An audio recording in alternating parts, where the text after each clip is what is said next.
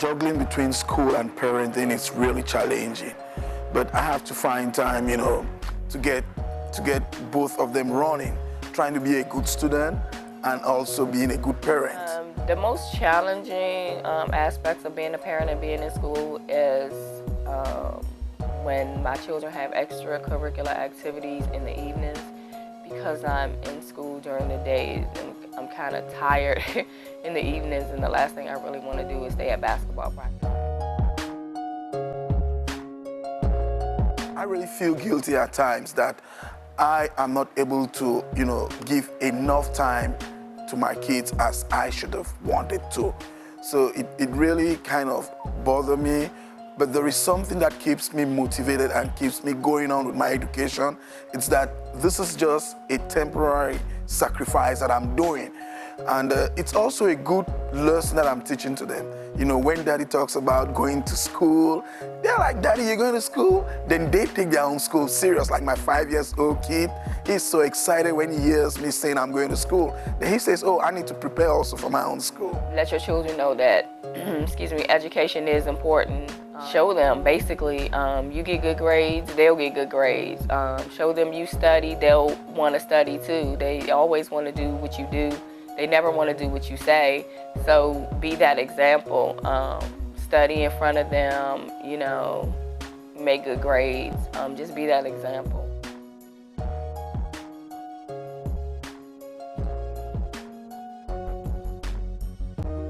I usually study at night.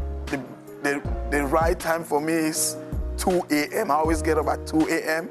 and I go right up to 6 a.m.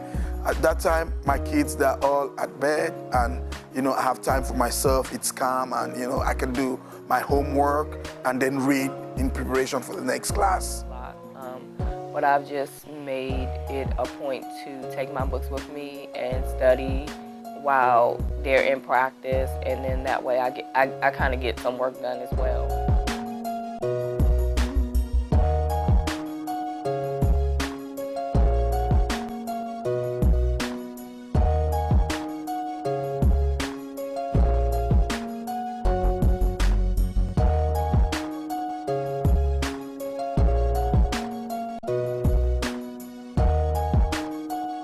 That's something I believe in. Where there is a will, there is a way. So I've sacrificed some other things that are out of school and parenting. I've sacrificed those things, and I'm kind of focused on my school and on parenting.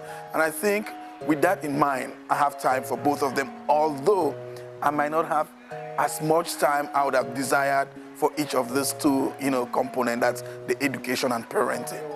I try not to schedule anything for Fridays, and so I usually take those Fridays to either catch a movie, maybe get a massage or something like that. So yeah, usually on Fridays, if I can get away with it in my schedule, then that's the time I usually take for me.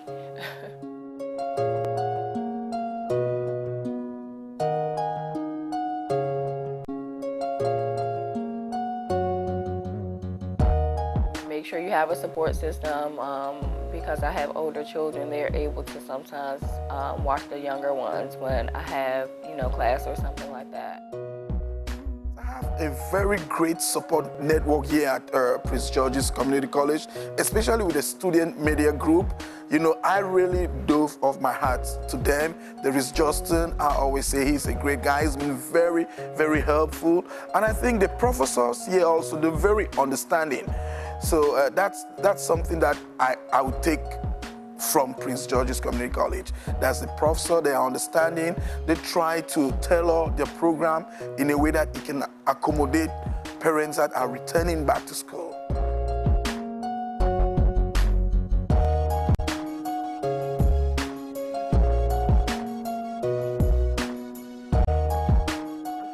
I'm the CEO and founder of the Warfare Foundation, and I founded the Warfare Foundation in August of 2009.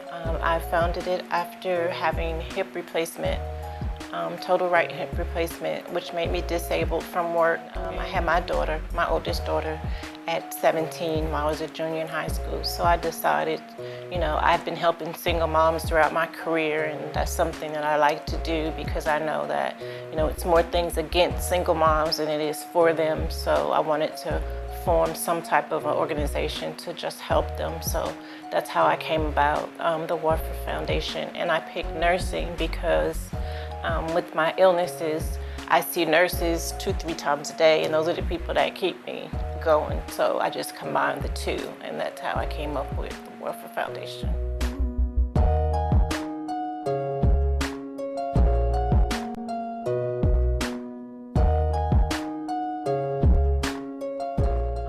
The scholarship amount is $250 a semester. We give it for books to nursing students, and like I said, I picked the nursing students because nurses are what generally help keep me going my various doctor's appointments throughout the week that I go to. And I help single moms, and we help military widows because the Iraq war and all that, the widows seem to be a lot of them, and I know that once the military rituals are over with, they kind of just put them to the side. No one's looking after them, and most of them haven't, graduated, have a high school diploma.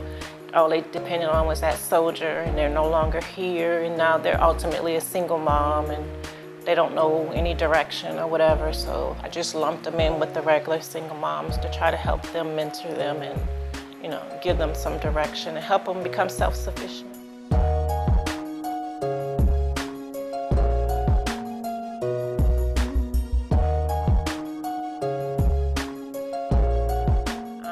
My own disability monies to fund the foundation right now. I have no sponsors and donors or anything, so I've been doing it myself. So I had to kind of start small, and I partnered with PG first so that I would have the candidate pool. So unfortunately, not a lot of people knew about it last year. So I had 2 candidates that applied. One, her application wasn't complete, and the other one is the one who we actually selected. But for this fall, we plan on awarding at least 4 to 5 single moms or military widows. Well, I retired from the Army in 2002, and then I became a government contractor where I was a program manager and IT security program manager.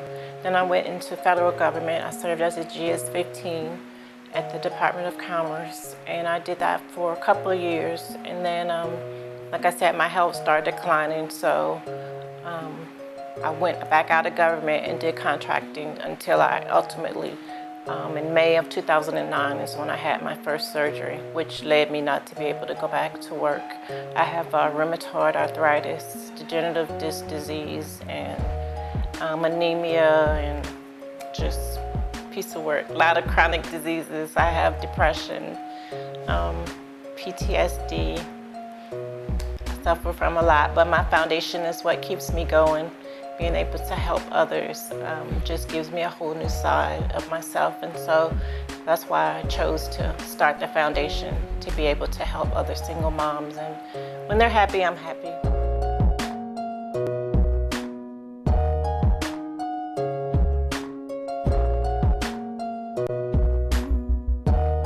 The fact that I'm a parent, I think it doesn't really affect my academic performance because currently I'm on a 3.84 GPA score, and I've already taken 39 credits.